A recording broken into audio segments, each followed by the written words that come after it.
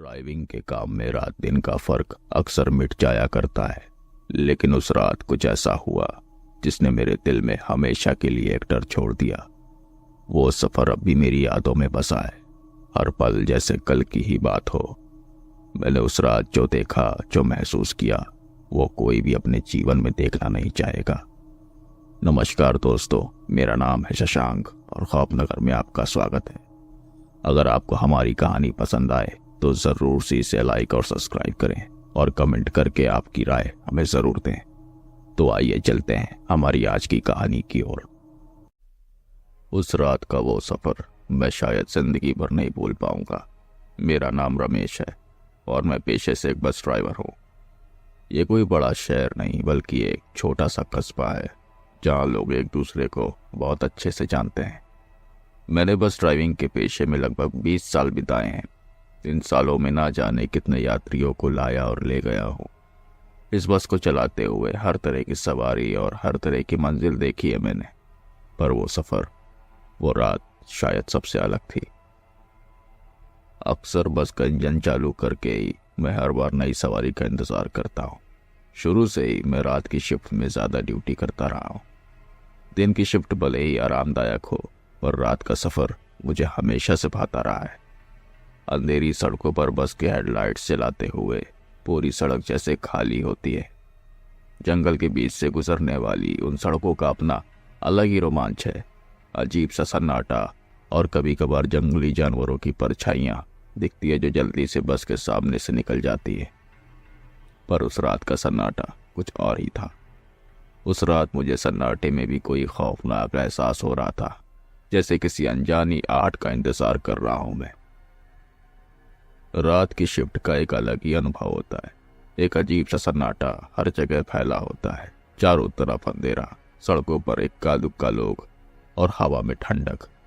मुझे अपने रूट की पूरी जानकारी है। कस्बे से निकलते ही लगभग 10 किलोमीटर तक एक सुनसान रास्ता जो एक छोटे जंगल के बीच से होकर गुजरता है और फिर अगले गांव तक जाता है।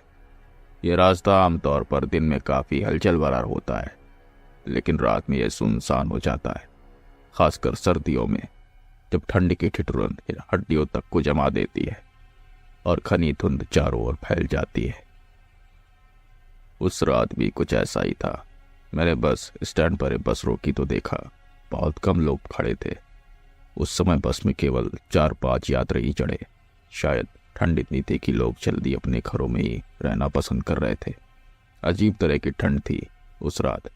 आसमान में काले बादल छाए हुए थे और हवा भी जैसे किसी अनहोनी की सूचना दे रही थी।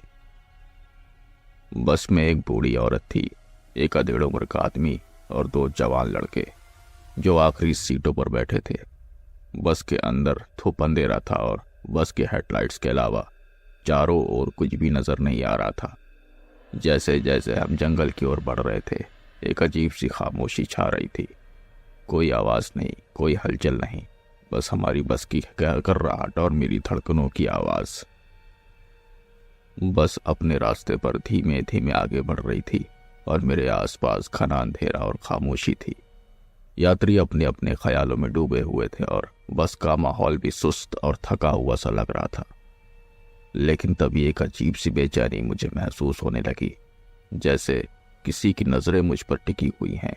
पहले मैंने इसे नजरअंदाज किया, सोचा कि यह शायद ठंड और रात की वजह से मन का डर हो सकता है, लेकिन फिर वो एहसास और गहराता गया। ऐसा लग रहा था जैसे कोई मुझ पर नजर रखे हुए है।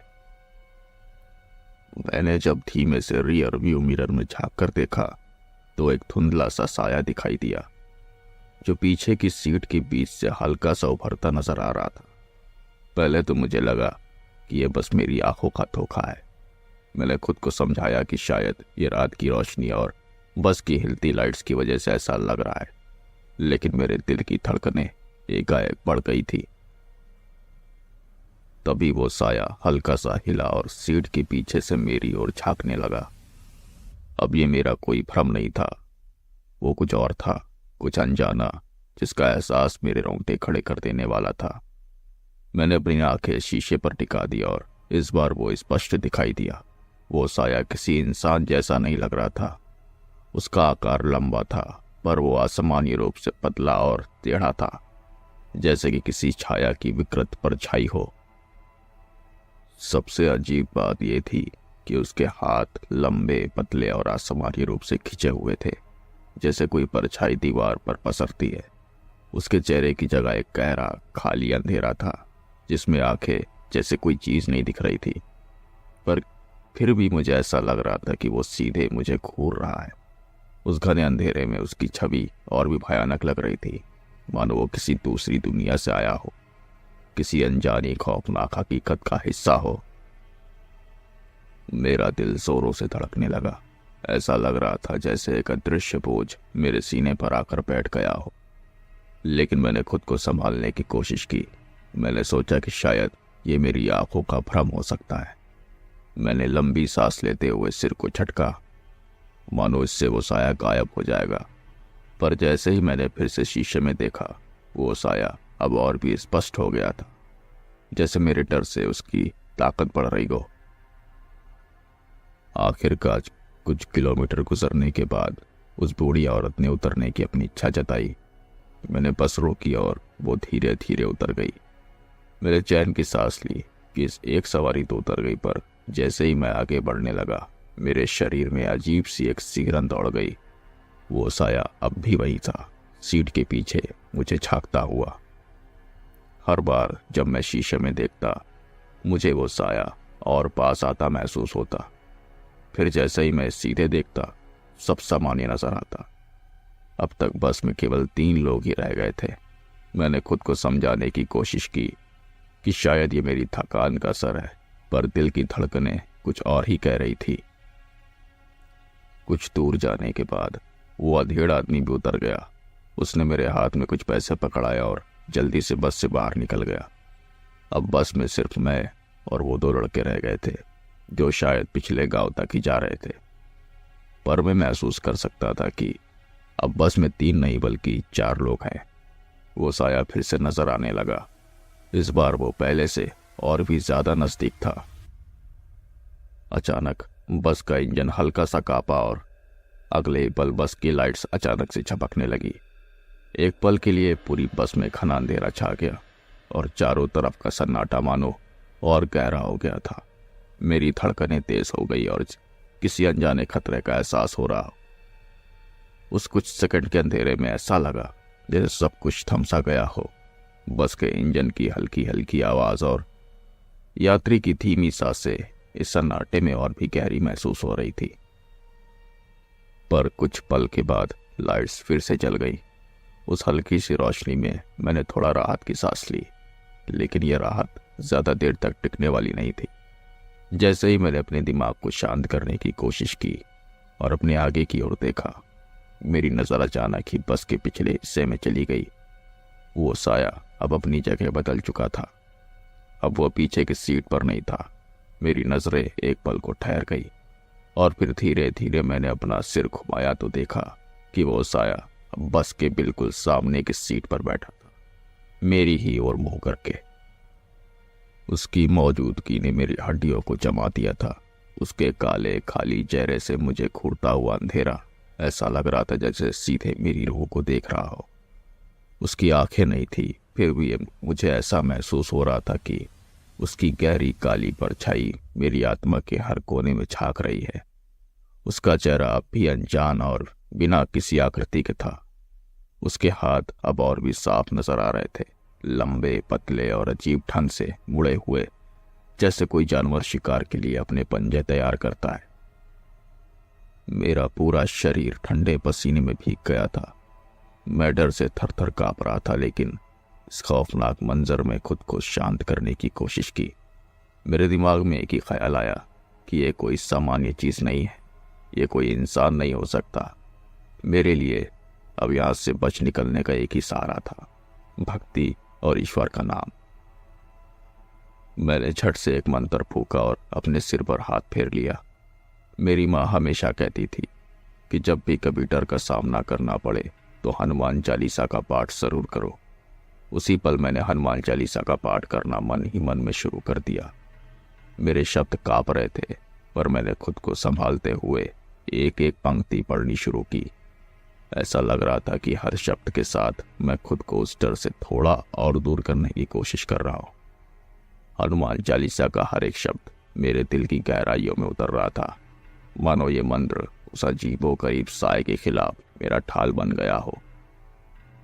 आखिरकार वो दो लड़के भी अब अपने गांव के पास आकर उतर गए। मैंने राहत की सांस ली, क्योंकि अब मुझे किसी और सवारी को नहीं छोड़ना था। लेकिन जैसे ही बस में सन्नाटा छाया, वो साया पूरी तरह से मेरी तरफ बढ़ने लगा। उसकी आंखें तो नहीं थी, पर मैं महसूस कर सकता था कि वो मुझे घूर रहा है।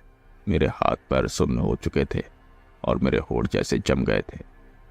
मैं कुछ बोल नहीं पा रहा था, बस मेरी उंगलियां स्टीयरिंग पर जमी हुई थी। तभी अचानक बस के इंजन में कुछ हलचल हुई। इंजन पहले धीरे धीरे कांपा और फिर झटके खाने लगा, जैसे किसी अदृश्य ताकत ने उसे थाम लिया हो। मेरे लिए यह किसी बड़े खतरे का संकेत था।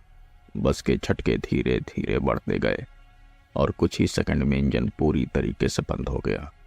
चारों ओर खामोशी फैल गई। अब बस उस सुनसान अंधेरे रास्ते पर ठहरी हुई थी। मेरा दिल जोरों से धड़के ही जा रहा था। ऐसा लग रहा था मानो ये अंधेरा मुझे निगलने को तैयार हो।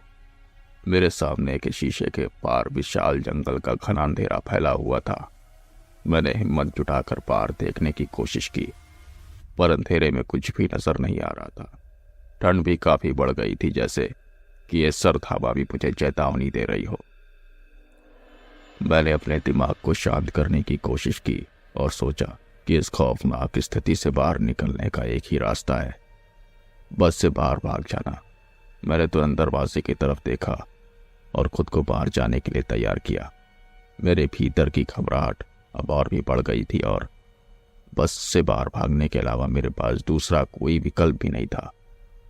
लेकिन जैसे ही मैं उठने को हुआ, अचानक मुझे अपने कंधे पर किसी का हाथ महसूस हुआ। वो हाथ इतना ठंडा था कि मानो किसी ने बर्फ का एक टुकड़ा मेरी त्वचा पर रख दिया हो। मेरी रूह तक कांप गई। उस स्पर्श ने मुझे जड़ कर दिया। मेरी हिम्मत जैसे नष्ट हो गई थी। मैं बस वहीं खड़ा रह गया, जरा भी हिलने की हिम्मत नहीं जुटा पाया। मेरे मुंह से चीख निकलने ही वाली थी जब मैंने धीरे धीरे अपनी नजर ऊपर उठाई। जैसे ही मैंने सामने देखा, मेरी सांसें थम गई। वो साया ठीक मेरे सामने खड़ा था। बस की हल्की सी लाइट में उसकी छवि और भी भयानक नजर आ रही थी। उसका आकार एक इंसान जैसा था, पर वो इंसान नहीं था। उसका चेहरा अब भी अंधेरे में छुपा हुआ था, पर मुझे ऐसा महसूस हो रहा था कि वो मुझे घूर रहा है, सीधे मेरी आंखों में। उसके शरीर से एक अजीब सी घुटन भरी ठंडक निकल रही थी, मानो मौत की ठंड मेरे चारों ओर फैली हो। उसकी उंगलियां लंबी और बेजान दिख रही थी, जैसे किसी मरे हुए की छाया मेरे सामने खड़ी हो। उसकी मौजूदगी इतनी भयानक थी कि मेरी आवाज जैसे गले में अटक गई थी। चाहकर भी मैं चीख नहीं पा रहा था। मैं पूरी तरह से डर के मारे जकड़ा हुआ था।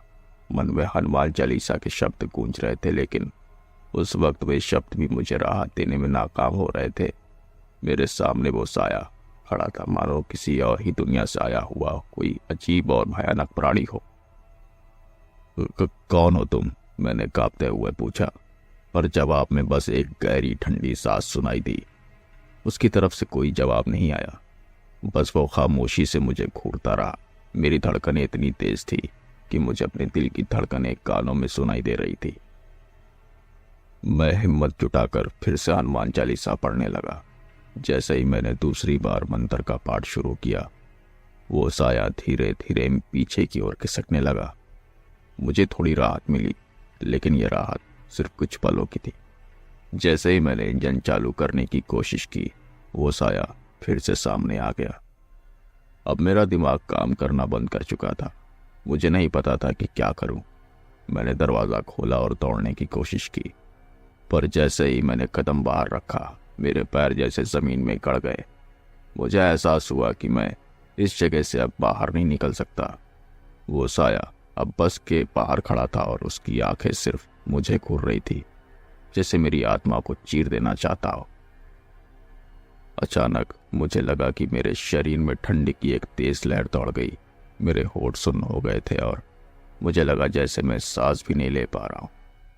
जैसे ही मैंने अपनी आखिरी हिम्मत जुटाई और जोर से चीखा, वो साया हवा में खुलने लगा और धीरे धीरे गायब हो गया और मेरी आंखों के सामने अंधेरा छा गया और मैं बेहोश हो गया उसी रोड पर।